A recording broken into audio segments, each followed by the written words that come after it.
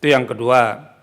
Yang ketiga, ini kan kasus konkret, sedangkan sementara norma yang saudara mohonkan ini adalah norma yang berlaku umum, erga omnes. Nanti kalau tiba-tiba setelah yang saudara minta kami kabulkan, datang lagi orang dengan alasan lain, minta itu dimaknai lagi sesuai dengan kondisinya.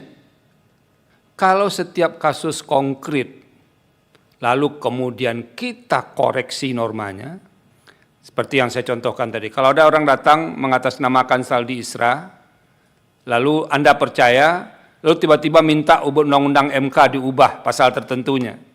Repot sekali negara ini. Jadi para pemohon ya,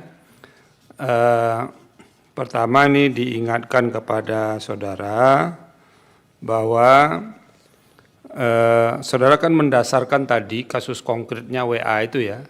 Itu gimana saudara memastikan bahwa itu memang aparat kepolisian, oknum polisinya? Baik yang mulia, Ya. jadi memang awalnya itu yang menjadi saya bisa katakan korban itu saya sendiri, dan kemudian setelah saya cari tahu kembali ternyata ada 2 korban masyarakat sipil yang kebetulan dalam permohonan ini hanya 1 yang ikut karena yang satunya lagi traumatik berat dan saat ini sedang disarankan oleh Komnas HAM untuk dikonseling dahulu melalui unit PPA. Seperti itu yang mulia. Oke. Dan karena ini oknumnya sama dan kemudian juga saya sudah coba untuk profiling bahwa yang bersangkutan benar merupakan anggota aktif kepolisian dan juga bahkan di pesan WhatsApp tersebut dia menyatakan dengan tegas bahwa dia adalah anggota kepolisian aktif di bidang tersebut dan juga di kesatuan tersebut. Oke, kan Itu bisa yang saja mulia. ya, ada orang datang lalu menyebut nama Saldi Isra, Hakim Konstitusi. Bagaimana caranya saudara membuktikan? Karena Terkait begini, dengan nomor enggak usah Anda jawab. Baik yang mulia. Karena begini, kami kan harus mencari kausal verban. Jadi ada hubungan sebab akibat antara norma yang Anda mohonkan pengujian dengan kerugian hak konstitusional yang saudara alami. Ya kan? Itu harus dikemukakan kepada kami. Karena begini, kalau setiap kasus konkret lalu kemudian kita koreksi normanya, seperti yang saya contohkan tadi, kalau ada orang datang mengatasnamakan saldi isra, lalu Anda percaya, lalu tiba-tiba minta undang-undang MK diubah pasal tertentunya. Repot sekali negara ini. Itu poin yang harus saudara pikirkan. Karena boleh jadi Anda warga negara, benar, para pemohon ini, tapi kalau norma yang dimohonkan pengujian itu tidak memiliki kausal verban dengan kerugian konstitusional saudara atau potensi kerugian konstitusional, maka tidak akan diberikan legal standing. Nah, oleh karena itu, kausal verbannya itu harus dijelaskan.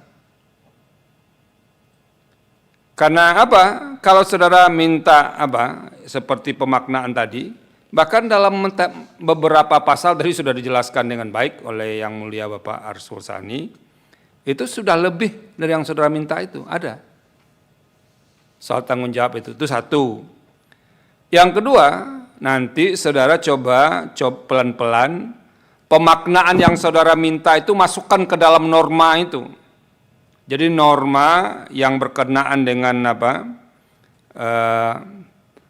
Pasal 25 tadi itu,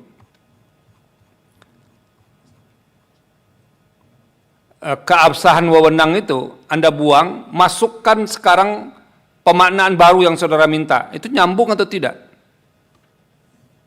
Jangan-jangan justru yang saudara minta itu mereduksi apa yang diceritakan oleh Yang Mulia Bapak Arsul Sani tadi. Itu yang kedua. Yang ketiga, ini kan kasus konkret, sedangkan sementara norma yang saudara mohonkan ini adalah norma yang berlaku umum, erga omnes. Nanti kalau tiba-tiba setelah yang saudara minta kami kabulkan, datang lagi orang dengan alasan lain, minta itu dimaknai lagi sesuai dengan kondisinya. Nah, itu yang perlu saudara pikirkan dengan baik. Tetapi di luar itu semua, di luar soal legal standing, di alasan-alasan permohonan itu saudara belum cukup menjelaskan mengapa pasal 25 ini bertentangan dengan Undang-Undang Dasar 1945 atau setidak-tidaknya frasa keabsahan wewenang itu. Mengapa dia bertentangan dengan Undang-Undang Dasar itu belum dijelaskan secara memadai. Jadi Anda tetap mengulang kasus-kasus itu. Yang penting Anda jelaskan itu adalah pertentangannya dengan konstitusi. Karena yang mau kami nilai adalah pertentangan dengan konstitusi.